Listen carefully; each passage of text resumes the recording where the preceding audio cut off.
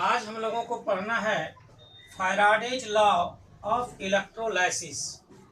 Faraday electrolysis से संबंधित प्रयोग के आधार पर, एक्सपेरिमेंट के आधार पर वह दो लॉ दिया।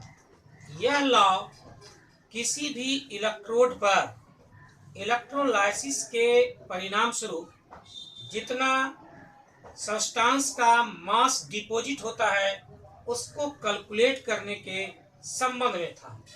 पहला लॉ है the mass of any substance deposit और liberated at any electrode is directly proportional to the quantity of electricity पास।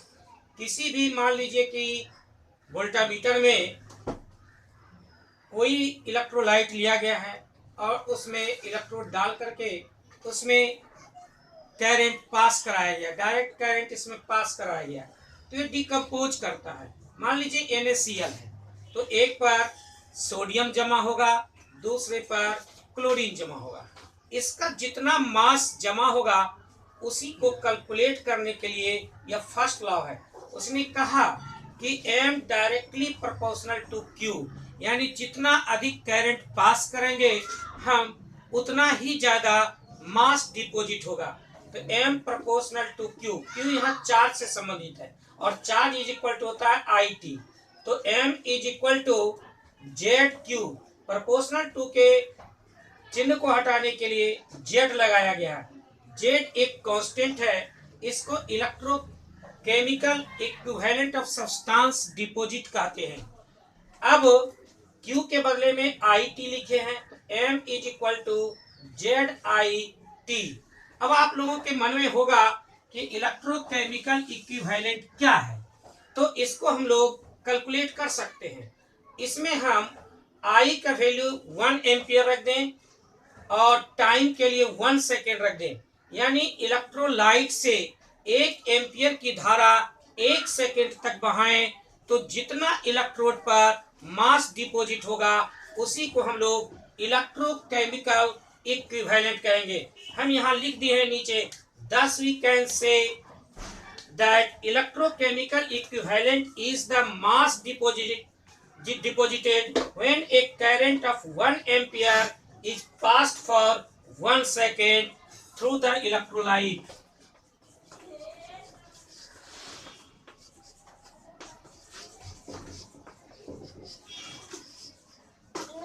अब दूसरा लॉ देखिए। दूसरा लॉ कहता है कि अगर हम डिफरेंट इलेक्ट्रोलाइट्स को सीरीज में जोड़ दें, यानी 3 वोल्टामीटर हमारे पास है, एक कॉपर सल्फेट है, दूसरा सिल्वर नाइट्रेट का है और तीसरा सोडियम क्लोराइड का है। इसमें तीनों को सीरीज कर दिया गया है, तो कहता है when the same quantity of electricity is passed through solutions of different electrolytes connected in series, the mass of the substances produced at electrodes are directly proportional to their equivalent weights। यानी इसमें same current अगर flow करा दें तो इस पर जो electrode पर जमा होगा मास, वह जो है उसके इक्विवेलेंट वेट के डायरेक्टली प्रोपोर्शनल होगा। हम मानकर चलें कि X, Y, Z इसी तरह से कई इलेक्ट्रोलाइट्स हैं और उसका इक्विवेलेंट वेट्स जो है वह E1, E2 और इसी तरह से है। तो कहता है कि X by E1 is equal to Y by E2। X by Y कर लिए, E1 बाय E2 हो गया। X का वैल्यू अभी वहां निकाले हैं, ये जो डिपॉजिट हुआ है तो हम इसको लिख सकते हैं Z1IT, X के लिए लिख लिए।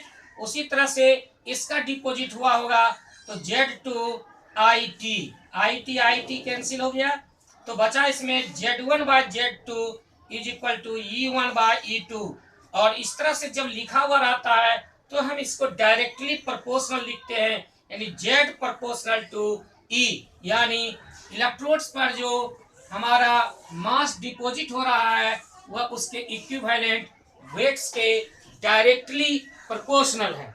और अब हम लोग यहाँ पर देख रहे हैं फैराडे एक यूनिट है, उसके बारे में लिखे हैं the quantity of electricity required to liberate 1 gram equivalent of a substance is called 1 Faraday.